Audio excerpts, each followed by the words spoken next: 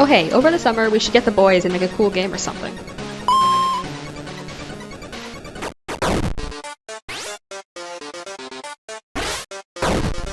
And so we joined this year's GMTK Game Jam, where the theme was Roll of the Dice. During a game jam, you have a limited amount of time to produce a game. The GMTK Game Jam only runs for 48 hours.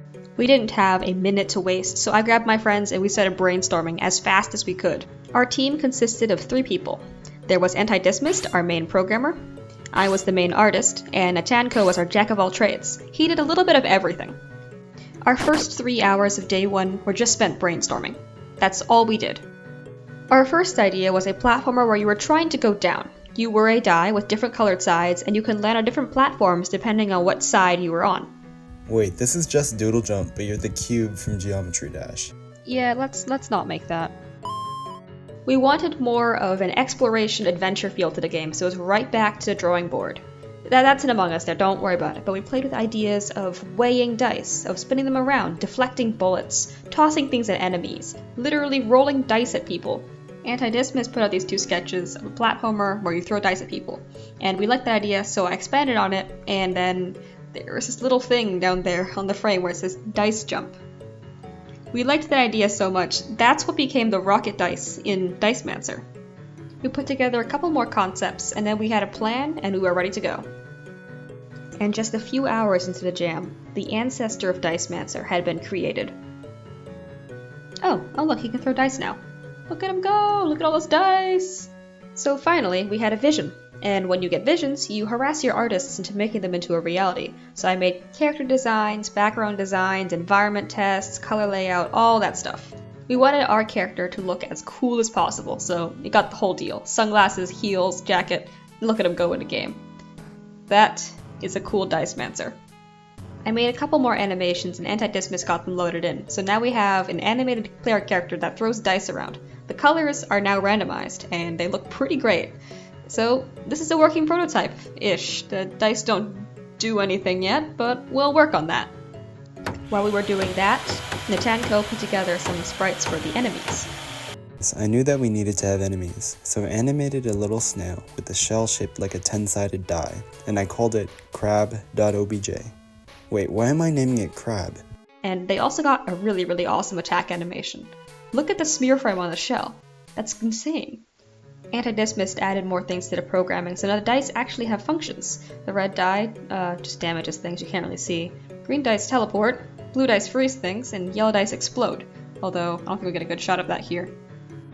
Meanwhile, I was working on the cover image, but the problem is we didn't know what to call the game. We also didn't know what the dice looked like. So for a solid day or so, we just called it some dude I don't know. It was great. And that was the end of day 1. We had a working prototype. So that means day 2, we had to add content. We had to make the game into a game. Something you could beat. Something with levels and progression. We had to make interactable objects, the tile sets, breakable objects, things like the spell effects, and the tutorial signs. We decided to name our game DICEMANCER. It was in some early concept art and it just stuck. The concept art background actually became the title screen, so this was polished up and reused. Natanko was busy making sprites for all the enemies, so we had a D4 bird, and also its attack animation. There was a D10 top that was not animated yet because we ran out of time. See, it does nothing over here. And another bird flying animation, which is idly sitting there. And then our favorite, the big guy. That's what we call it. Big guy. Look at that smooth walk cycle, it's insane. It's also got a dash attack. Ooh, that's cool. Antidissmist and I were creating levels for the game, so this over here is one of his creations, and next up is one of mine, where you have to get over that wall using ice dice and get across those spikes and ultimately teleport to your final destination. It was starting to get a little bit late, so we sent our game to get playtested by our friends, and they found speedrun strats. There was speedrunning happening. It was insane. Alright, let's see that skip. Oh yeah, it's a pretty big jump. Yeah, so the snail was there with the other exploding barrel.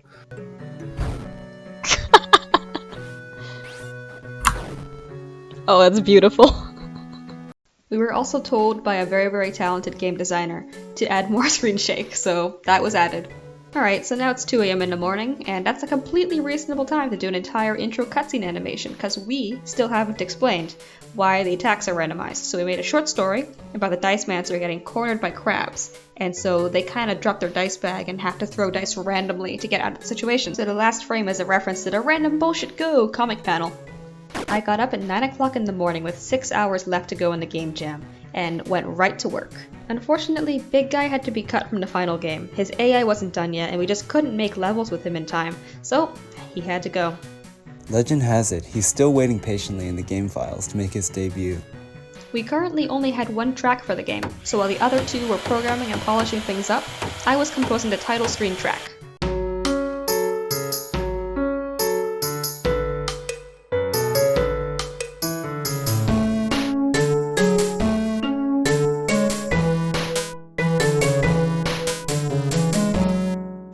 We added just a couple more things, and that was that. We had submitted. The game jam was over. There was a week of just rating submissions, collecting ratings ourselves, and hoping that we've been rated high enough to get reviewed by Mark Brown over at GMTK. In the meantime, we were also speedrunning our own game just to see how fast we could make it. These are some clips from my 1 minute 12 second clear, though the record is held by my friend with a 1 minute 6 second clear. It turns out, Antidissmist made it so that if you held up while rocket jumping, you'd get boosted up a stupid amount, something that my friend found earlier, and this has been instrumental in speedrunning, I tell you. Before we knew it, results were about to come out, and we were anxious, we were nervous, but most importantly, we were very excited to see how we had done. Mark Brown at GMTK even replied to Antidissmist about his burger, so we took that as a good omen. In the end, we didn't make it into the video, we didn't place top 100th, but we placed 138th out of 6,150 total submissions. That's the top 2.2%, which is absolutely crazy considering this is our first game jam. I'm really proud of our team. We came tantalizingly close to glory. And so next year, I think we'll be coming back for another GMTK Jam.